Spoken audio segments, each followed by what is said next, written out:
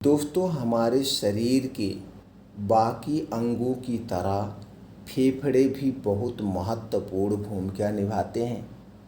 पर कई बार हम इनकी सेहत को नज़रअंदाज कर देते हैं। दोस्तों, जब कभी हमें सांस लेने में तकलीफ़ होती है या खांसी जैसी समस्या होती है मित्रों, तब हमारा ध्यान इनकी तरफ जाता है। तो मित्रों, आज के वीडियो में हम जानेंगे अपने फेफड़े को, दिल को मजबूत बनाने वाली कुछ चीज़ों के बारे में। कुछ ऐसे काम हमें करना है जिससे हमारे फेफड़े हमेशा मजबूत रहें। तो दोस्तों, दिल से संबंधित, फेफड़े से संबंधित जो बीमारियां होती हैं, आप उन बीमारियों से दूर रहेंगे। हमें दोस्तों अपने शरीर के हर एक अंग को सेफ और सुरक्षित रखना चाहिए। इसके लिए उससे संबंधित जो भी चीज़ें हैं, जो चीज़ें नुकसान पहुंचाती हैं, उनका सेवन नहीं करना चाहिए। उसके लिए जो चीज़ें फ़ायदेमंद हैं उनका हमें सेवन करना चाहिए। तो चलिए दोस्तों, हम जानते हैं वो कौन से कुछ महत्वपूर्ण काम हैं जिन्हें हमें करना है अपने फेफड़ों को सेफ एंड सुरक्षित रखने के लिए, मजबूत बनाने के लिए। दोस्तों, अगर आप अपने फेफड़े को या फेफड़े से संबंधित होने वाली बीमारी से बचना चाहते हैं तो आपको धूम्रपान का सेवन ना करें। धूम्रपान को बाय बाय करना होगा, जैसे बीड़ी, सिगरेट, तंबाकू और ये दारू, शराब, इनका सेवन मत करिए। दोस्तों, ये जो बीड़ी, सिगरेट, तंबाकू आप खाते हैं, इससे इसका जो धुआं होता है ये जाके आपके फेफड़ों में जम जाता है और ज़्यादा दिन तक और ज़्यादा मात्रा में अगर आप सेवन करते हैं तो इससे दोस्तों क्या होता है, हार्ट अटैक समस्या, आगे चल के टीबी की समस्या, लंग्स का कैंसर, फेफड़े का कैंसर, दिल से संबंधित तमाम बीमारियां होती हैं। तो दोस्तों, आपको क्या करना है, धूम्रपान करने से बचना होगा। धूल गर्दों में कम प्रयोग, आने जाने से बचना होगा। देखते हैं आज का वातावरण बहुत दूषित हो गया है।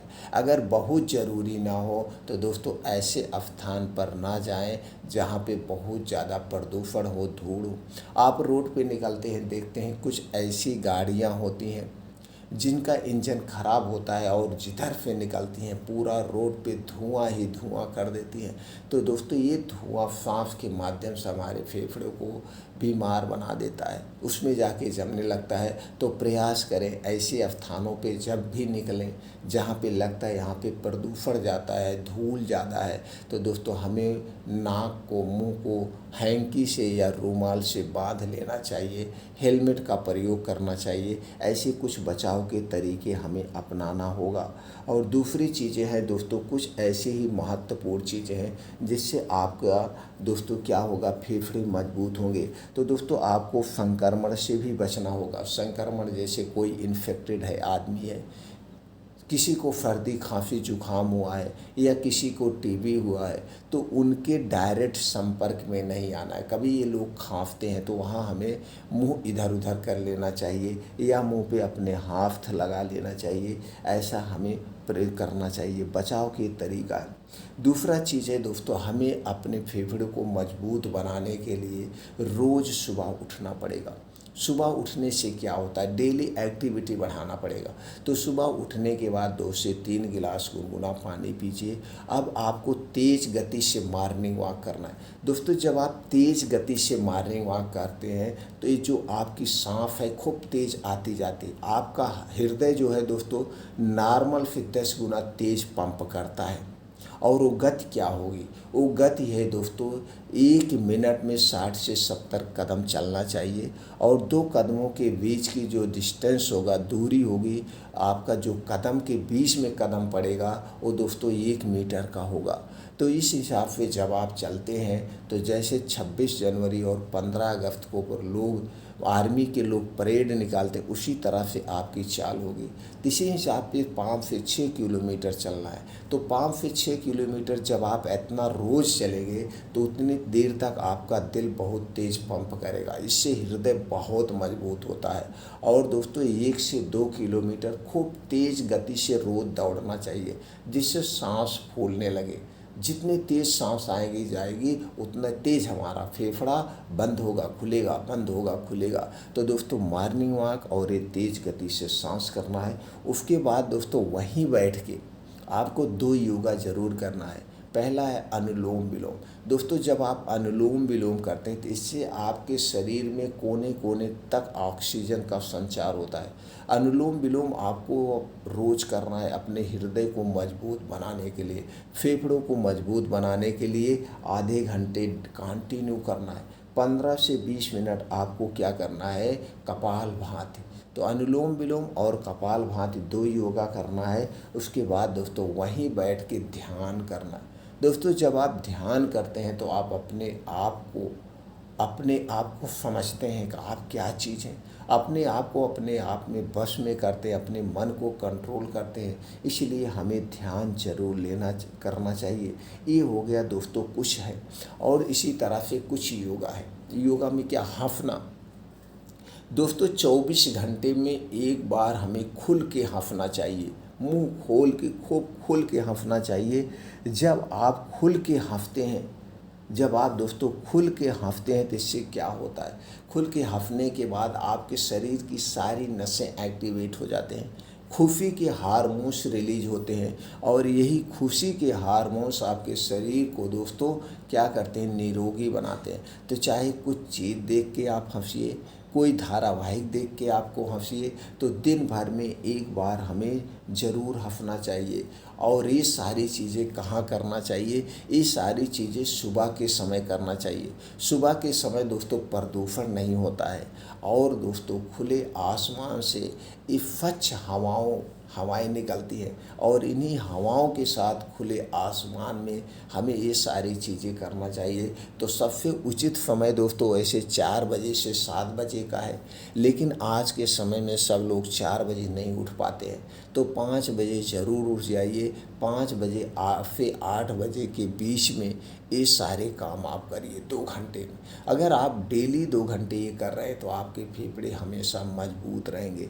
लेकिन ये सारी चीज़ें घर में नहीं करना है, घर में नहीं करना है। ये सारी चीज़ें आपको बाहर करना है, बाहर जाके करना है, खुले आसमान के नीचे। अब ये सारी चीज़ें जब खुले आसमान के नीचे आप करते हैं तो उस समय दोस्तों धीमी धीमी हवाएं चलती है, स्वच्छ हवाएं चलती है और दोस्तों उस समय सूर्य की किरण निकल चुकी होती है और सूर्य की किरणों आपके शरीर पर जब पड़ती है तो इससे आपके शरीर की हड्डियां मजबूत होती हैं, आपके शरीर में कैल्शियम और विटामिन डी की कभी कमी नहीं होगी और आपकी इम्यूनिटी स्ट्रांग बन जाती है। तो ये सारी चीज़ें दोस्तों आपको खुले आसमान के नीचे करना है और दोस्तों भरपूर मात्रा में हमें रोज़ पानी पीना चाहिए। जैसे आप शारीरिक परिश्रम कर रहे हैं उसी शारीरिक परिश्रम के अनुसार 2 से 2.5 लीटर 2 से 3 लीटर पानी का सेवन ज़रूर करना चाहिए। कुछ लोग हैं दोस्तों वो 24 घंटे एसी में रहते हैं तो उनके शरीर में पानी की इच्छा नहीं होती है, पानी पीने की इच्छा नहीं होती, क्योंकि हम हमेशा फ्रीज दोस्तों एसी में हमारा शरीर ठंडा है, लेकिन तब भी हमें 2 लीटर तक तो पानी पीना ही चाहिए। तो पानी पीने से आप दोस्तों क्या होता है, हमारे शरीर की साफ़ सफाई का काम होता है, खून साफ होता है। तो पानी भरपूर मात्रा में लेना चाहिए। इसके बाद दोस्तों आपको ठंडा पेय पदार्थ लेने से बचना होगा। ये जो ठंडा पानी है, कोल्ड ड्रिंक्स है, अल्कोहल है, फ्रिज में रखे हुए जितनी भी ठंडी चीज़ें हैं, ये हमारे शरीर के कफ दोष को बढ़ाती है और जब हमारे शरीर का कफ दोष बढ़ता है तो हमारे शरीर में सबसे पहले क्या प्रभावित होता है, हमारे फेफड़े प्रभावित होते हैं।